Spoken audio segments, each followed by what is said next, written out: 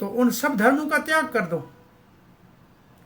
तो ये जो बात चल रही है, ये चल रही है भागवत धर्म से भिन्न।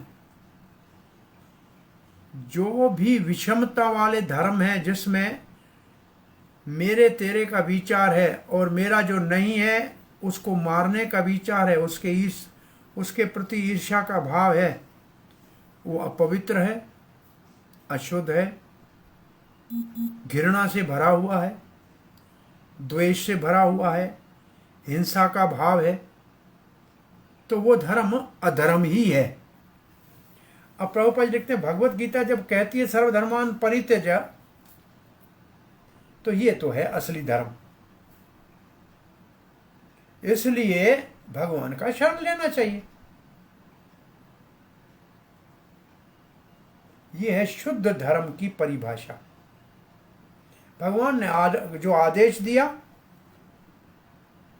वही धर्म है। धर्मात् साक्षात भगवत प्रणीतम। धर्मराज कहते हैं धर्म तो है वो है जो भगवान ने दिया है। धर्म में ये प्रश्न ही नहीं है कि आपका क्या विश्वास है और मेरा क्या विश्वास है। सबका विश्वास भगवान के विचार के ऊपर है। वैसे धर्म शब्द धीर धातु से निकला है, जिसका अर्थ है आधार। वो आधार नहीं रहेगा तो वो धर्म ही नहीं रहेगा। और रिलीजन जो शब्द है अंग्रेजी में, उसका अर्थ है विश्वास या श्रद्धा, फेथ। तो फेथ तो बदल सकता है। कोई आज एक धर्म को मानने वाला है, कल दूसरे धर्म में चला जाएगा। ऐसे दुनिया के अंदर धर्म परिवर्तन, धर्म तो शब्द ही नहीं ठीक उचित नहीं है, ऐसे विचारधाराओं का, विश्वासों का परिवर्तन तो सरेआम देखने में आता है, परंतु ये धर्म नहीं है। धर्म आपसे अलग हो ही नहीं सकता। धर्म हमारा सबका ऐसा स्वाभाविक हमारा कार्य है जो कभी हम छोड़ नहीं सकते। चाहे नाम हिंदू धर्म का किसी का हो, या सिख का हो, या ईसाई का हो, या मुसलमान का हो, परंतु सेवा और प्रेम जो वास्तव में जीव का धर्म है वो हमसे अलग नहीं हो सकता है। तो प्रभुपाद जी कहते हैं वास्तव में एक ही धर्म है, भगवान की आज्ञा का पालन करना। अनुकूलेन कृष्ण अनुशीलन। अनुकूल भाव से भगवान श्री कृष्ण की सेवा मन कर्म वचन से करना। जो भगवान ने कहा है उसकी आज्ञा का पालन करना, यह है धर्म। प्रभुपाद ने वास्तव में कोई कृष्ण भावना भावित है तो किसी से शत्रुता नहीं करेगा। वो स्वयं भगवान की सेवा में लगा रहेगा और दूसरों को भगवान में की सेवा में और भगवान की शरणागति का मार्ग बताएगा। तो फिर उसकी शत्रु क्या? मेरी सेवा करो ये भाव ही नहीं है, भगवान की सेवा करो तो शत्रु कहां से आएगी? भगवान तो एक है, दो है नहीं, तो झगड़ा होगा नहीं। प्रभुपाद कहते हैं अगर कोई व्यक्ति कहता है कि हिंदू धर्म का पक्ष मेरा है, कोई कहता नहीं मैं मोहम्मदन धर्म का पालन करूंगा, कोई कहता नहीं मैं ईसाई धर्म के पक्ष का हूं, अथवा इस धर्म का हूं या उस धर्म का हूं, तो झगड़ा होगा ही। प्रभुपाद ने कहा मैंने प्रचार किया पाश्चात्य देशों में, कभी नहीं कहा कि मेरा धर्म तेरे धर्म से अच्छा है। जब धर्म दो है ही नहीं तो तेरा मेरा क्या करे? मैंने तो कहा धर्म है भगवत प्रेम का विज्ञान, आइए मैं आपको सिखाता हूं। तो ये धर्म का जब विभाजन होता है तो झगड़े होते हैं। प्रभुपाद कहते हैं इतिहास में हमने देखा है, तारीख इसकी गवाह है,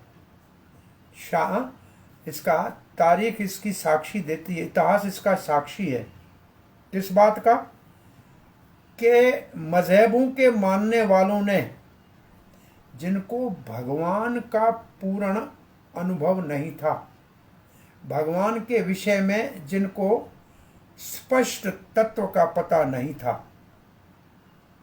उन्होंने बहुत लड़ाइयाँ लड़े हैं, बहुत मारा मारी की है। ये आश्चर्य से कहना पड़ता है कि लड़ते वो हैं जो अपने धर्म के किताब का एक अक्षर भी नहीं जानते।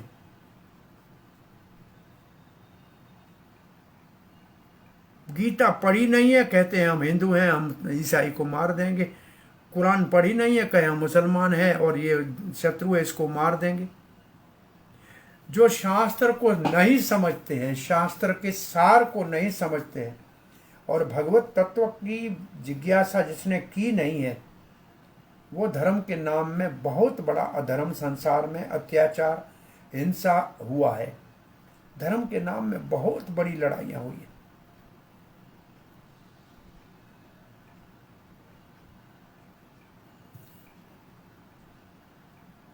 मानव समाज में ऐसे बहुत बड़ा इतिहास है। जो धर्म भगवान की सेवा की बात नहीं करता है वो अस्थायी है, थोड़े समय रहने वाला है, बहुत समय नहीं चलेगा, क्योंकि उसके अंदर ईर्ष्या भरी पड़ी है, हिंसा भरी पड़ी है। इनका नाम निशान समय के साथ समाप्त हो जाएगा। बहुत बड़ा भारी अन्याय है धर्म के नाम में जो दुनिया में हो रहा है।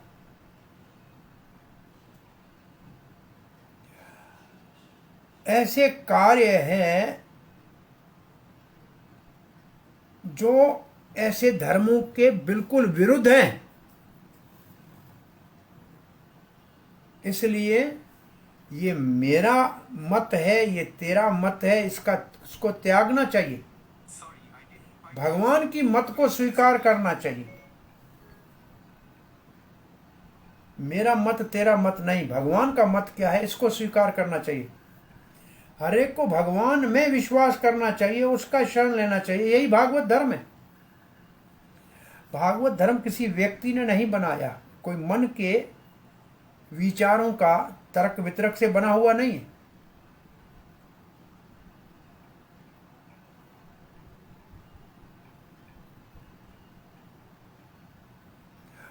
उसमें तो ये बताया गया है कि सब चीजें भगवान श्री कृष्ण से कैसे जुड़ी हैं। भागवत धर्म का मतलब सब संसार भगवान का। तो संसार में आपका मेरे धर्म का भाग कहां से आ जाएगा? एक ही तो भगवान है, ईशा वाचा इदम सर्व। जो कुछ दिख रहा है इसका स्वामी भगवान है। हरे कृष्ण। डॉक्टर साहब क्लास ध्यान दो, अध कलाक पुठिया फोन करा दो।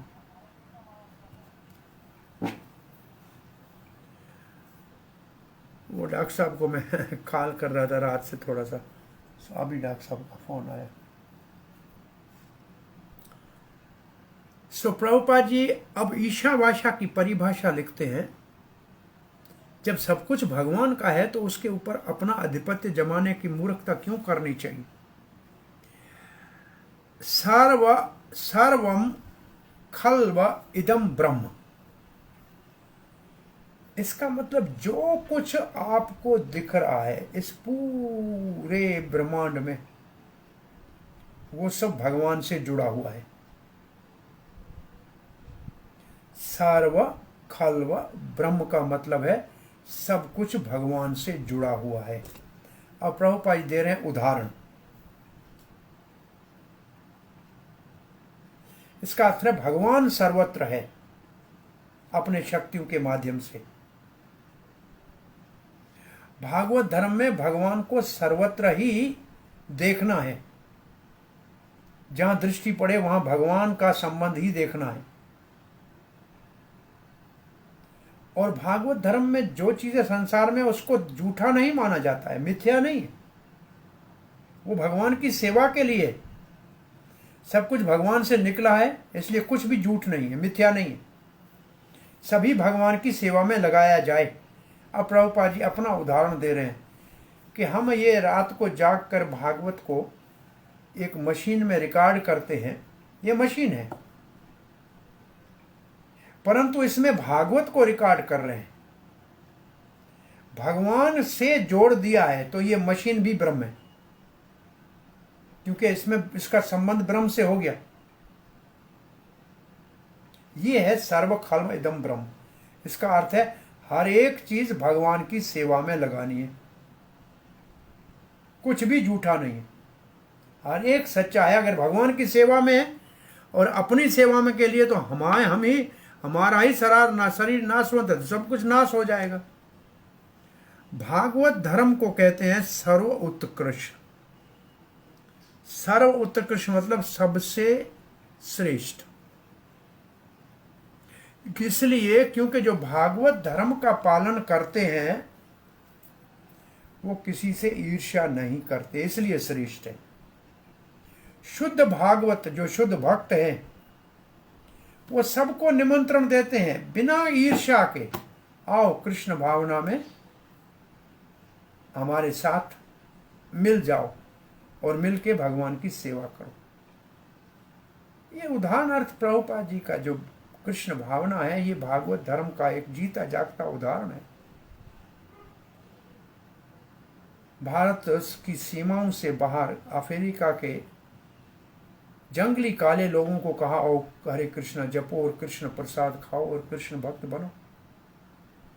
रशिया के नास्तिक लोगों को कहा, आओ कृष्ण का भजन करो और कृष्ण भक्ति करो और हरे कृष्ण जपो। सभी पूरा विश्व भगवान का है, सबको भगवान की सेवा में लगाना है, किसी से ईर्ष्या नहीं। कभी एक बार भी प्रभुपाद ने कभी किसी दूसरे मजहब की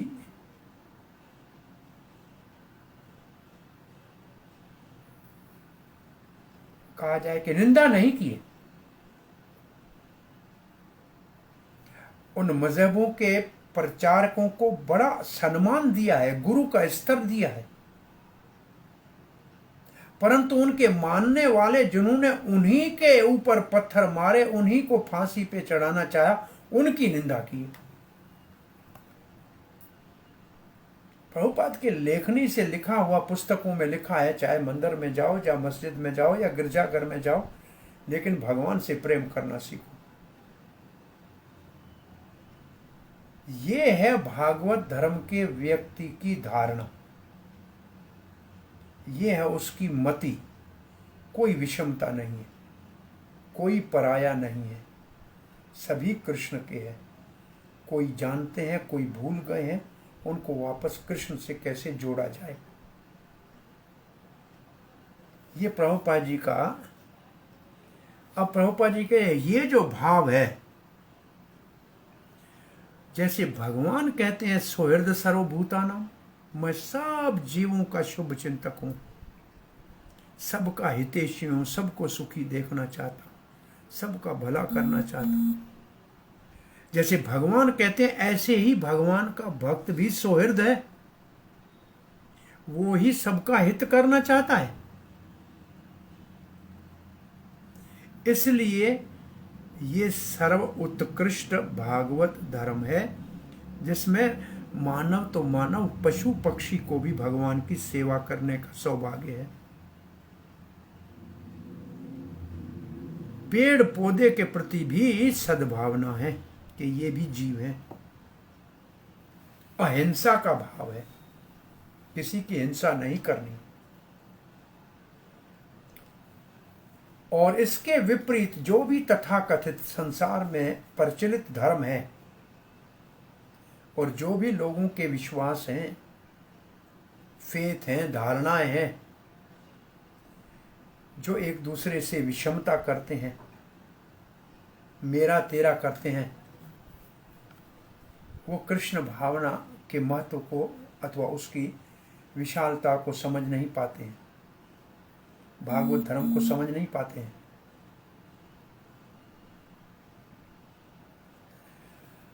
अगर हम अच्छी तरह से देखें कि जो धर्म को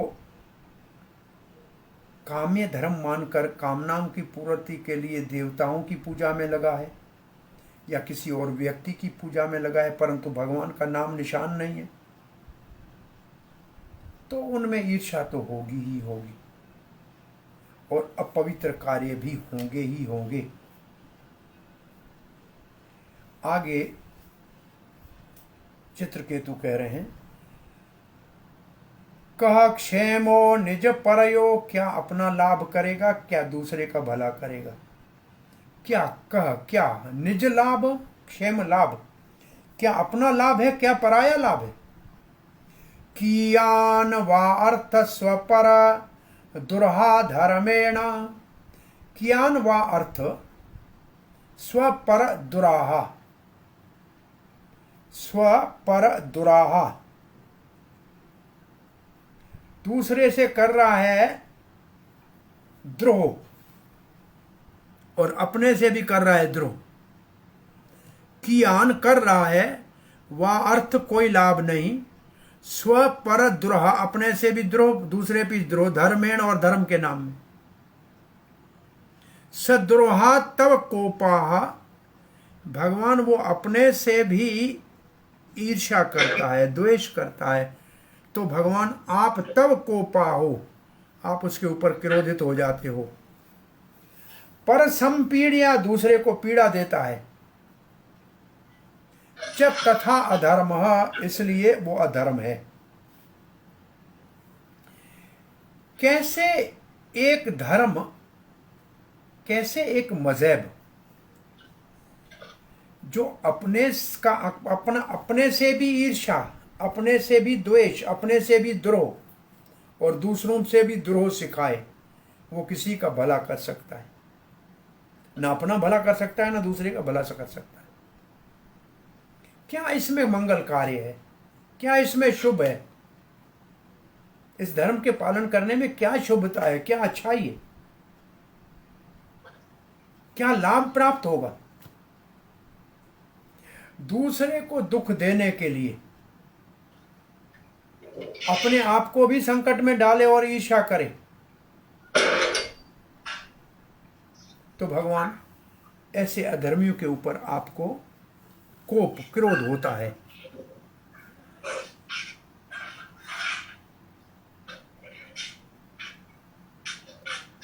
क्या लाभ है, क्या लक्ष्य है ऐसा विचार का? अपना या पराया, मेरा और तेरा करने का लाभ क्या है? अधर्म के कारण दूसरे की हिंसा करता है, दूसरे को दुख देता है, अपने शरीर को भी दुख देता है, बड़ी तपस्या कठोर करता है दूसरे को मारने के लिए, दूसरों को शत्रु बना के उसको मारने के लिए। पाप भी करता है और क्रोध भी करता है। तो जो पहले श्लोक में कहा गया है, भागवत धर्म के अतिरिक्त जितने धर्म हैं उसको आगे विस्तार से वर्णन कर रहे हैं। क्या लाभ है अपने लिए और दूसरे के लिए? जो केवल अपना हित करे और दूसरे का अहित करे, अपने हित में भी अपना अहित ही करे, कोई लाभ नहीं। इसके द्वारा केवल हिंसा ही हिंसा है चारों ओर। तपस्या करे और दूसरे के दुख देना चाहे तो लाभ क्या है? तो अधर्म हो जाएगा। प्रभुपाद जी इसका बहुत बड़ा और अच्छा तात्पर्य लिखते हैं।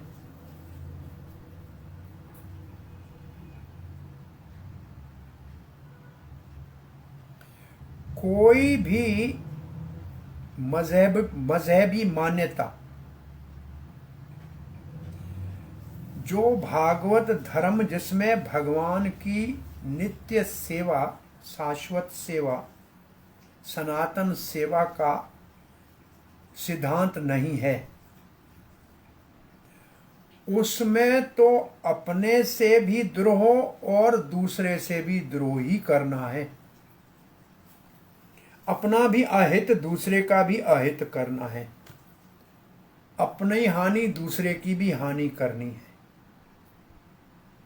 भागवत धर्म के अतिरिक्त जहाँ धियानमति है, द्वेष बुद्धि है, मेरे तेरे का विचार है, जहाँ द्रोह और ईर्ष्या है, वो न अपना लाभ है न दूसरे का है। उदाहरण क्या है?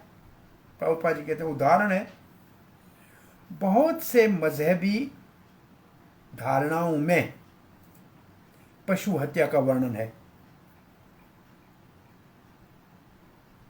तो अशुभ है एक जीव को मारना, ये, और वो कितना तड़पता है। इसमें कोई लाभ है?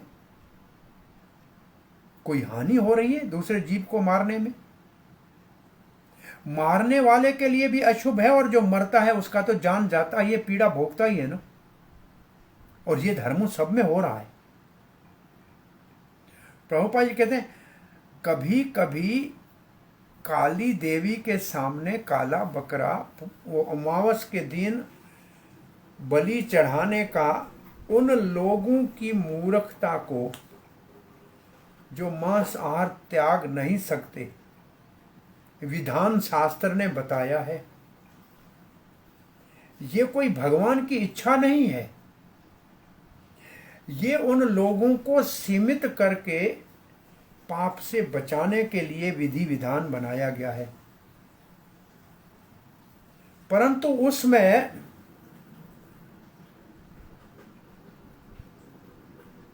उस पशु के कान में कहना पड़ता है अब तो मेरे अपने स्वार्थ के लिए तुम्हारी बलि चढ़ा रहा हूं। मांस, मांस शब्द का अर्थ भी है मैं तुम्हारी हिंसा कर रहा हूं और तुम मेरी हिंसा करना। यही प्राचीन बरहित जो यज्ञ में बलि दे रहा था, उसको नारद ने आकाश में दिखाया, देखो असंख्य जीव जिनका तुमने बलि चढ़ाया है सब तुम्हारी प्रतीक्षा कर रहे हैं, तुम्हारे मरने के बाद तुम्हें मारेंगे। प्रभुपाद जी इसलिए ये धर्म नहीं है, सर्वधर्मान परित्यज्य ही एकमात्र धर्म है। कोई कह सकता है कि पशु का यज्ञ का वर्णन है ना, पशु बलि। प्रभुपाद जी कहते हैं यज्ञ का अर्थ तो होता है विष्णु की प्रशंसा, यहाँ विष्णु का तो नाम निशान नहीं है। ये तो काम्य धर्म है, देवी की उपासना कर रहे हैं अपनी किसी कामना की पूर्ति के लिए, तो ये कहाँ यज्ञ कहलाएगा। इसमें इतना ही है कि कसाई खानों में पशु हत्या न हो, लोग खरीद करके मांस न खाएं, नहीं तो सब जगह कसाई खाने खुल जाएंगे और मांस लटका हुआ सब जगह नजर आएगा। इसलिए ये विधि विधान बनाया है, इसलिए वेदों में इसका वर्णन थोड़ा सा किया हुआ है। तुच्छ किसी बकरे को वो भी काली के सामने बड़ी विधि विधान से करना है, परंतु ये अशुभ है, कोई शुभ नहीं है। उस पशु की बलि करने वाले को भी कर्म भोगना पड़ेगा और बेचारा पशु भी संकट भोग रहा है। ऐसे जो ईर्ष्यालु, द्रोही, हिंसक दूसरे पशुओं का वध करते हैं, उनके लिए भगवत गीता में लिखा है आत्म संभाविता स्तबधा धनमान मदानविता। ये 5-6 एक विशेषण है। आत्म स्तंभिता, अपने अहंकार में अंधा, स्तबधा हठी, धनमान मदान्विता, धन और मान के नशे में, यजंते नाम यज्ञ, नाम का यज्ञ करते हैं, पशु बलि चढ़ाते हैं, दंभे ना, बड़े दंभ के साथ मैंने ये करके दिखाया देखो, अविधि पूर्वकम, लेकिन विधि कोई नहीं। देखते हैं हम बहुत, मैं इसने 50,000 का बकरा लिया तो मैंने 1,00,000 का लिया, ये दंभ है, अहंकार है, मद है। अब जब दंभ है, अहंकार है, मद है, तो वो धर्म कैसे होगा। सदा के लिए ऐसे इंसान अंधे लोग नाम का यज्ञ करते हैं। कभी तो बहुत बड़ा उत्सव मनाते हैं यज्ञ का, देवी की पूजा करते हैं, बलि चढ़ाते हैं यज्ञ के नाम में, परंतु विष्णु का नाम निशान नहीं है तो यज्ञ कैसे होगा। इसलिए प्रभुपाद कहते हैं यज्ञ ही करना है, इतना यज्ञ का शौक है तो जो कलयुग के लिए यज्ञ है वो करो। यज्ञ संकीर्तन प्राय यजंते ही सुमेधसा। अगर बुद्धि थोड़ी है ना तो हरे कृष्णा कृष्णा कृष्णा हरे हरे, हरे राम राम राम हरे, नहीं संकीर्तन यज्ञ करो। परंतु ईर्ष्यालु, द्वेषी, द्रोही, अपने से द्रोह करने वाले,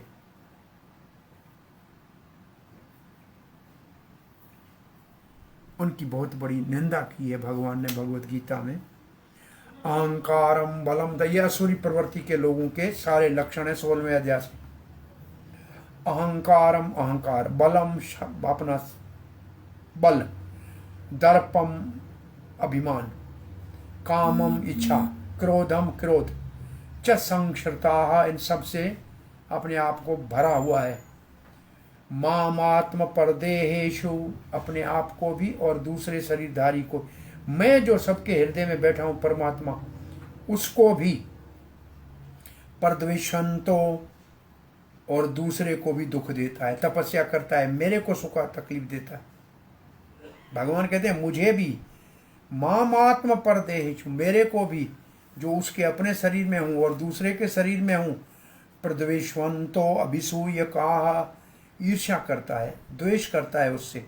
तान हम द्विषत क्रूरान, ऐसे दुष्ट को मैं, ऐसे क्रूर को मैं। संसारेशु नराधमाम, संसार में जो दो पाव पाला पशु है, द्विपाद पशु है, जानवर जैसा है, हिंसक पशु जैसा है। क्षिपामी अजरसम अशुभम आसुरीशु एवं योनिषु, उनको अशुरी योनि में, अशुभ योनियों में अनादि काल तक डाल दूंगा। ये बड़े दुखदाई हैं संसार के लिए। ऐसे लोगों की निंदा की गई है भगवान के द्वारा जो हत्या करते हैं, चाहे पशु की हत्या हो। प्रभुपाद हत्या का वर्णन करते हैं। हत्या की क्या बात करें, पेड़ पौधे की हत्या से लेकर पशु की हत्या के लेकर मानव की हत्या तक करते हैं।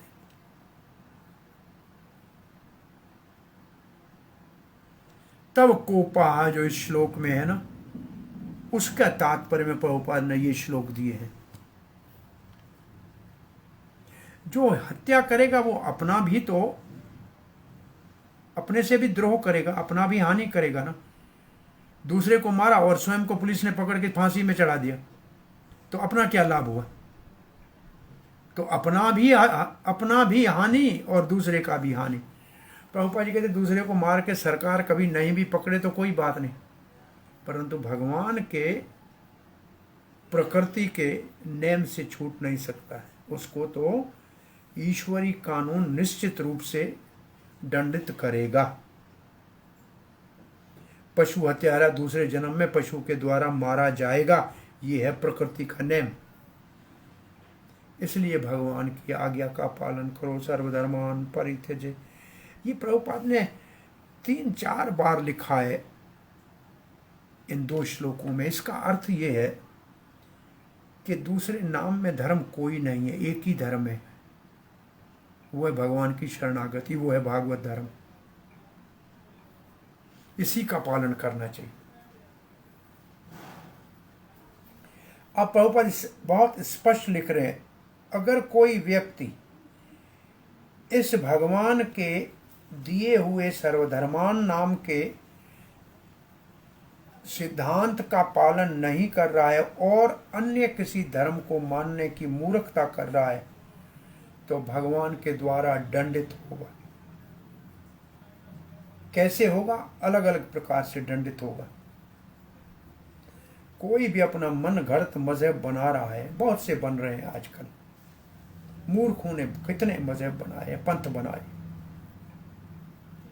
वो अपने से अपना तो अहित करेगा, लेकिन दूसरे का द्वेषी है, दूसरे से घृणा करता है, ईर्ष्या करता है, दूसरे की बुराई सोचता है, अपना भी अहित ही करेगा। इसलिए वो सब बेकार के पंथ है। इसलिए भागवत में वास्तव धर्म का वर्णन किया है। धर्म स्वानुष्ठित पुंसाम, धर्म उसकी अनुष्ठान करना चाहिए मानव को। विश्वकेशेन कथा सुयः, जिसके द्वारा भगवान की कथा में नोपपद्यते यति रतिम, अगर कोई रति, कोई प्रेम नहीं पैदा हुआ है श्रमेव ही केवलम, वो तो बेकार की मजदूरी है। श्रम का मतलब प्रयास, केवल प्रयास है, बेकार का, फालतू फालतू का, बेकार है, बेकार है। धर्म मानव का जो भी है वो बेकार ही है अगर उससे भगवान की महिमा नहीं गाई जाती। भगवान की कथा में, भगवान के वचनों में अगर विश्वास नहीं बढ़ता।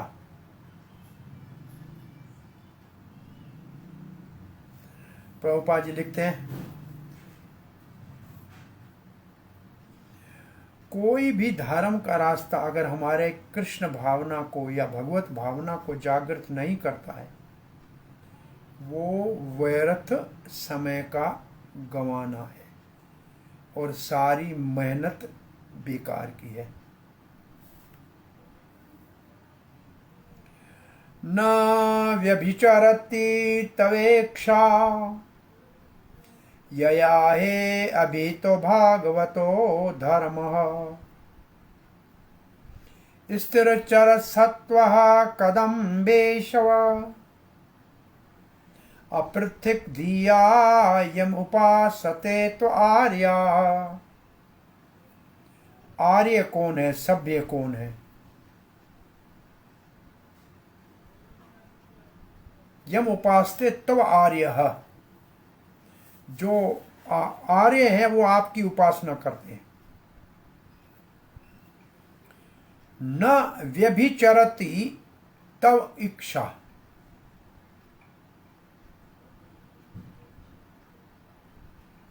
अभिहितः भगवतः धर्मः, जो भगवत धर्म से विचलित नहीं होते।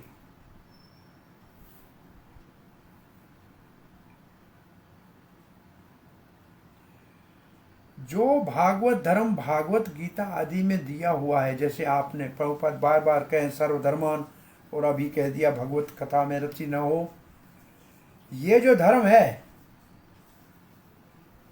इसके ऊपर जो चलेगा, इससे नीचे नहीं गिरेगा, इससे इधर उधर नहीं भटकेगा,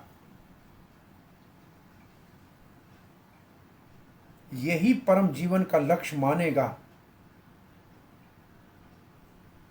और आपके निर्देश में, आपके भगवान आपके छत्र छाया में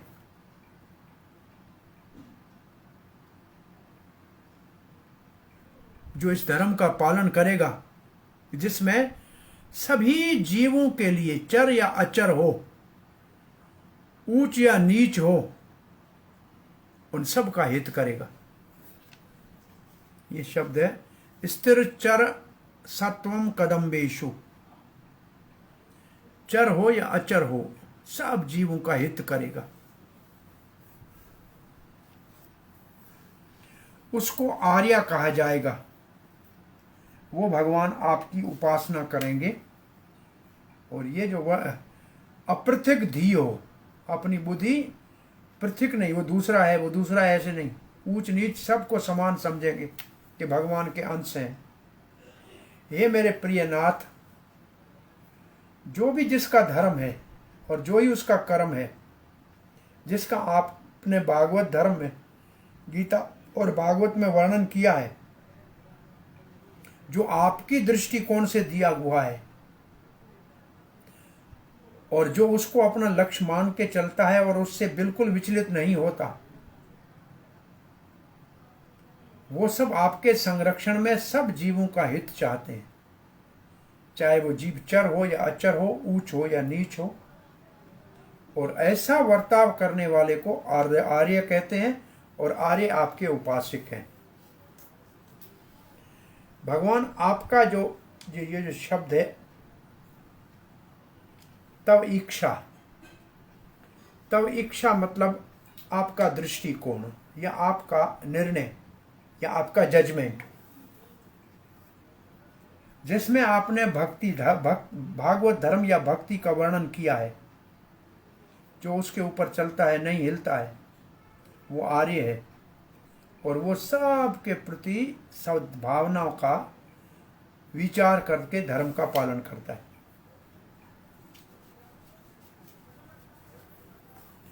बहुत से लोग हैं काम्य धर्म का पालन करते हैं, अपने सुख के लिए धर्म का पालन करते हैं। वो धर्म भले अस्थायी हो, भले उसके बहुत सारे दोष हों, पर उनको कुछ लाभ दिखता है। वो निष्काम धर्म जो है, भागवत धर्म, उसको पालन नहीं कर सकते क्योंकि उसमें लाभ नहीं दिखता। भले उसमें कोई दोष नहीं है, वो दोष वाला धर्म करते हैं परंतु लाभ के लिए करते हैं। और ये भागवत धर्म में लाभ नहीं है परंतु इसमें दोष भी नहीं है, परंतु फल दूर दिखता है, फल भगवान मिलता है लेकिन वो उनको दिखता नहीं। इसलिए भगवान जो आपका निर्णय है इच्छा कि जीव भक्ति से ही सफल जीवन अपना बनाएगा, इस रास्ते से न भटके तो जीवन सफल हो जाएगा, ये आपका कथन है। काम्य धर्म में फल अस्थायी है, कोई भरोसा नहीं क्या हो, परंतु आपके भक्ति धर्म के फल स्थायी है। आप स्थायी, आपकी भक्ति स्थायी, उसका फल स्थायी। ये जो अनार्य है, असभ्य है, यवन है, मलेच्छ है, जो चाहे वो करें, उनको करने दो।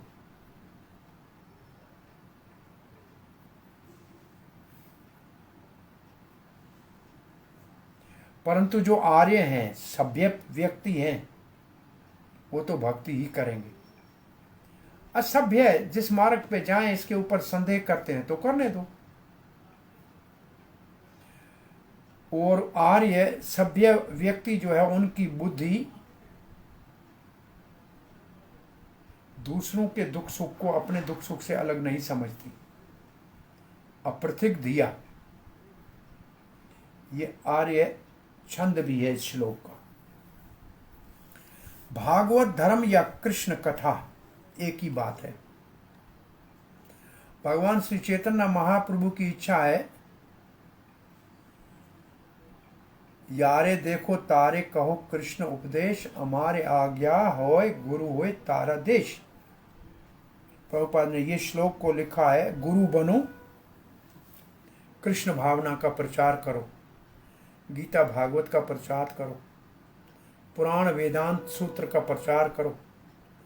इन सब में ऐसे लिखा है। और आर्य वो है, उत्तम सभ्यता है, जो भागवत धर्म का पालन करते हैं। एक भागवत पुरुष प्रहलाद महाराज ने तो कहा 5 वर्ष से ही भागवत धर्म का पालन करना चाहिए। कौमाराचरेत प्रज्ञौ भाग धर्मान भागवताम इह। 5 वर्ष की कुमार अवस्था से भागवत धर्म का आचरण करना चाहिए।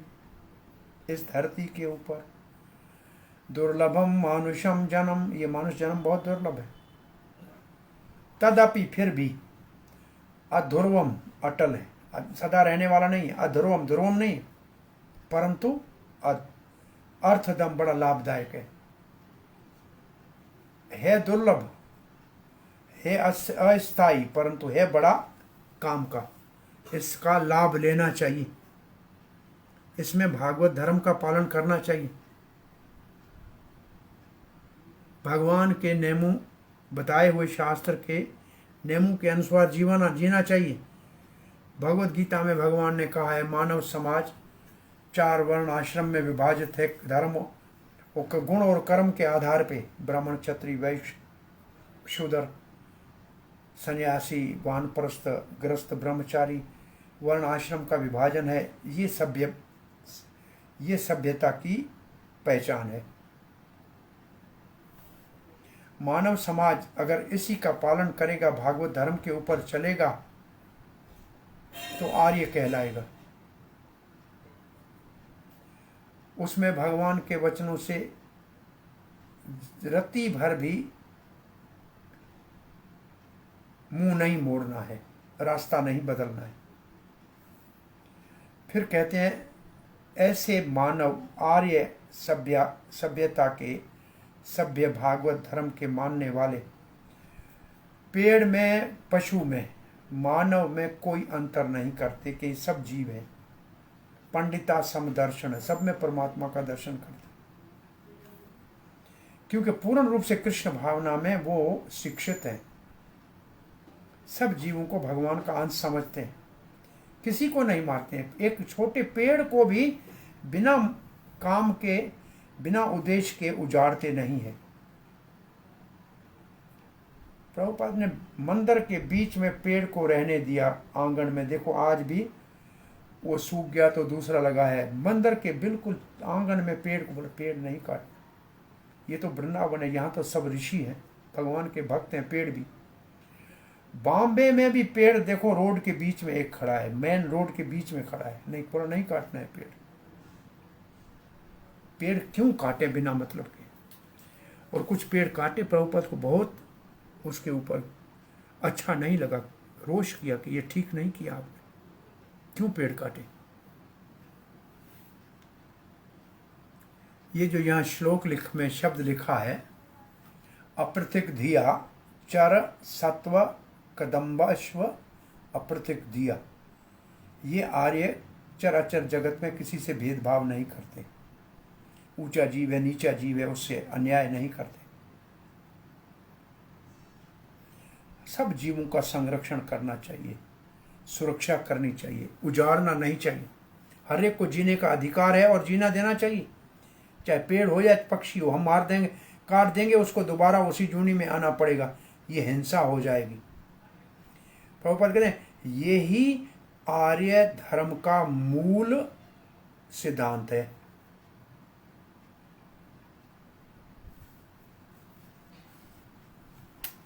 मानव को ब्राह्मण, क्षत्रिय, वैश्य, शूद्र में विभाजित करके गुणों और कर्म के आधार पे और इस धर्म का पालन करना चाहिए।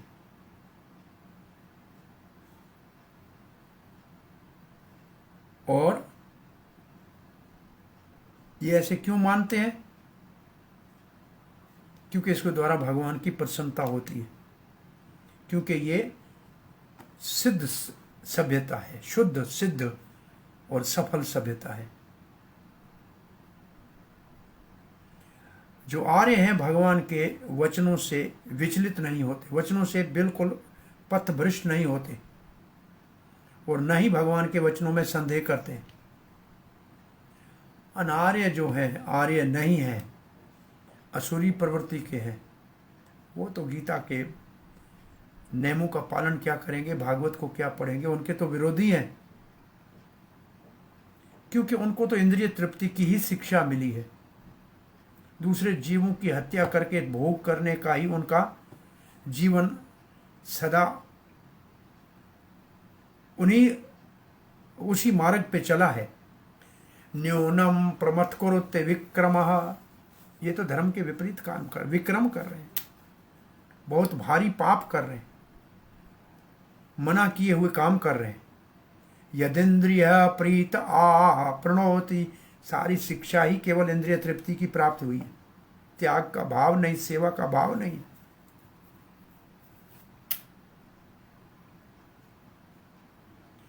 कोई दूसरा उनको काम नहीं है दूसरे को दुख पहुंचा के सुख, अपना सुख करने का, और अपने लाभ के लिए कुछ भी कर लेंगे। ऐसी सभ्यता की यहाँ निंदा की गई है। आगे पहले श्लोक में भी कह क्षेमो निज परयो कियान वार्त स्वपर दुराधर्मेण, ये जो शब्द था पहले श्लोक में, तेरा मेरा धर्म है, क्या अपना भला करें कि क्या दूसरे का करेगा, सबका सत्यानाश करें। इसलिए ये श्लोक कहता है सबको आर्य धर्म का पालन करना चाहिए, आर्य सभ्यता में शामिल होना चाहिए, मिलना चाहिए और भगवान की आज्ञाओं का पालन करना चाहिए। चाहे वो फिर मानव समाज में अपना सामाजिक कार्य हो या राजनीतिक कार्य हो या धार्मिक कार्य हो, सब भगवान के नियम से करना चाहिए। प्रभुपाद ने ये 3 शब्द लिखे हैं भगवत गीता में, आदमी सामाजिक और राजनीतिक कार्य करे परंतु धार्मिक कार्य नहीं करे तो नराधम है, अधर्मी है, दुष्कृत है, अनार्य है। सामाजिक कर्म अच्छी तरह से करे, राजनीति करे, धार्मिक नहीं है, अनार्य है, नराधम है। अब प्रभुपाद कहते हैं हम कृष्ण भावना का पूरे विश्व में प्रचार कर रहे हैं और हम ऐसे एक समाज की स्थापना करना चाहते हैं, ऐसी सभ्यता की जो भगवान श्री कृष्ण की इच्छा है। जो कृष्ण चाहते हैं ऐसे समाज की स्थापना करने का हम कार्य कृष्ण भावना के माध्यम से कर रहे हैं। यही कृष्ण भावना का वास्तव में अर्थ है।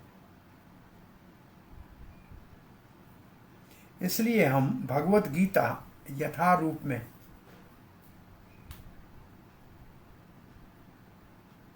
सबको समझा रहे हैं और मनुकल्पित लोगों की धारणाओं को धक्का दे रहे हैं, रास्ते से हटा रहे हैं।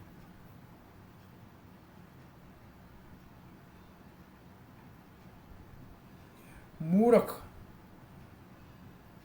मूढ़, बदमाश लोग भगवत गीता के नाम में अपना उल्लू सीधा करने के लिए, अपने उद्देश्य की पूर्ति के लिए कुछ भी अर्थ निकालते हैं। जब कृष्ण कहते हैं मन मना भव मत भक्तो मध्याजी नमस्कुरु, सदा मेरा चिंतन करो, सदा मेरा ध्यान करो, मेरे भक्त बनो, मुझे नमस्कार करो, वो कहते हैं कृष्ण का नहीं, कृष्ण का शरण मत लो और कुछ मनुकल्पना, कोई कृष्ण के अंदर जो होगा उसका शरण लो जो निराकार है। परंतु कृष्ण भावना बिल्कुल पूर्ण रूप से जैसे कृष्ण ने कहा है उसके विषय में कोई भी अपना विचार नहीं मिला है। कृष्ण भावना अमृत संग भागवत धर्म का पालन कर रहा है, जिसका वर्णन भगवत गीता और भागवत में है। और ये जो शिक्षाएं हैं दोनों शास्त्र की, ये मानव समाज के कल्याण के लिए है।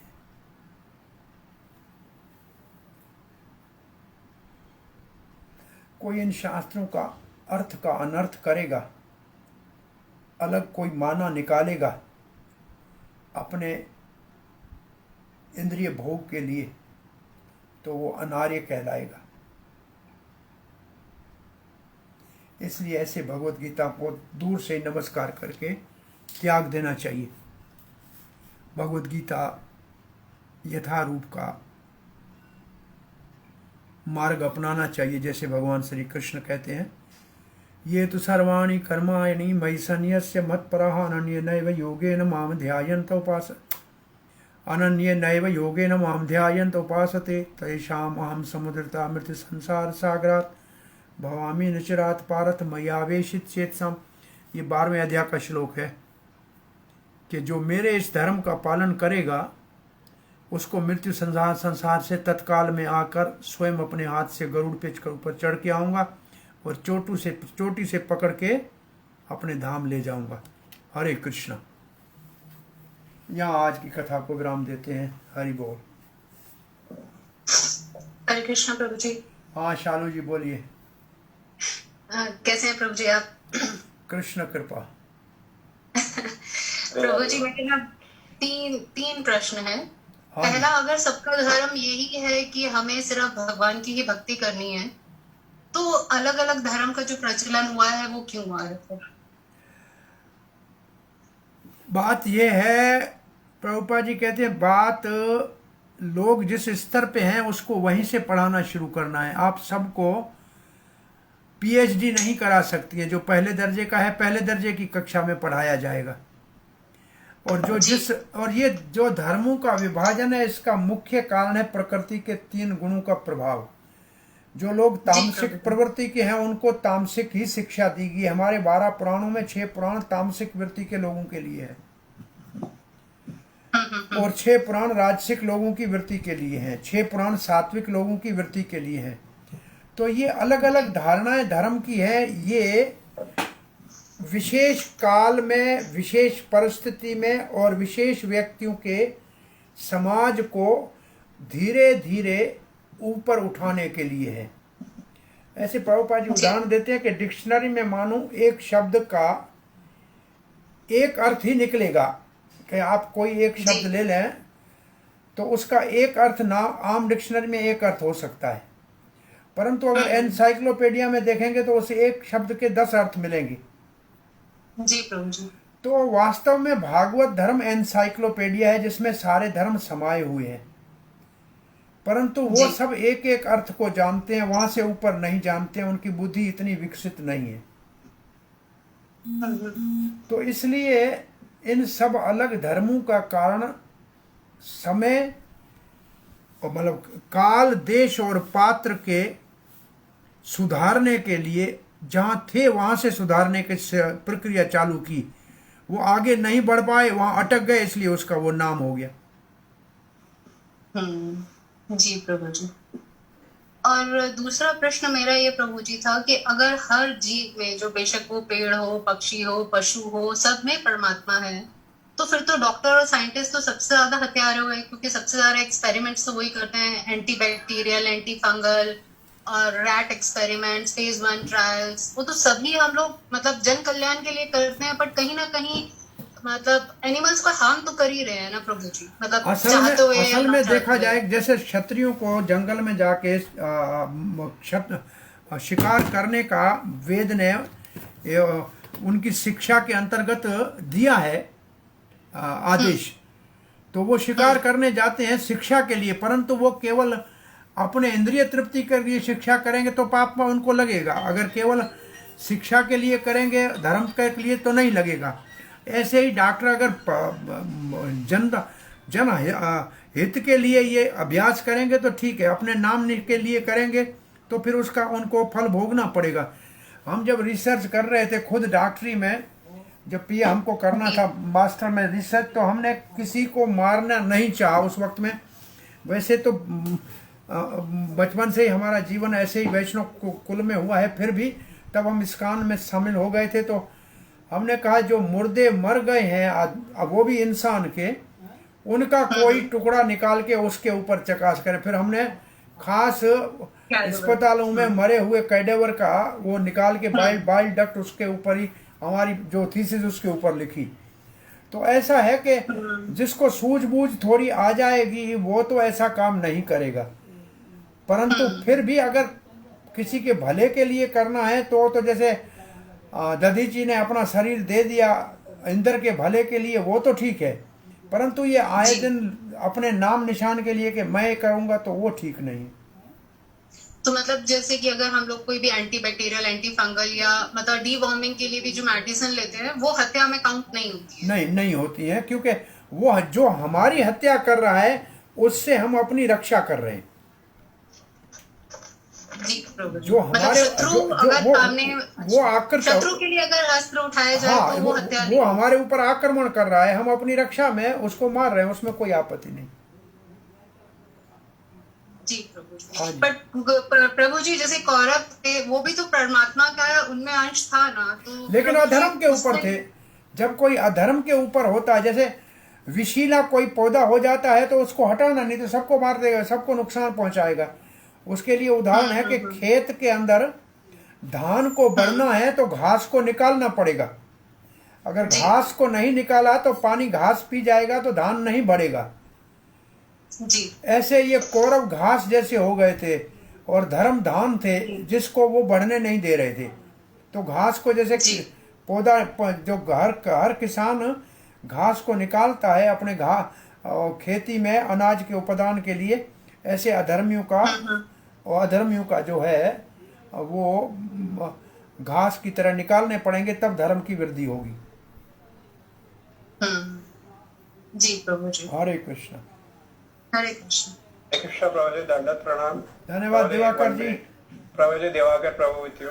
प्रभु जी, आप एक श्लोक बोल रहे थे, ईश्वर सर्वभूतानां द्रौपदीश अर्जुन तिष्ठति ब्राह्मण सर्वभूतानि यंत्र आरूढ़ानि मया। हाँ जी, आप बोल रहे थे कि या इस श्लोक में Lord says that he is sitting in each and every living entities of the heart, and he is a driving force for all living entities.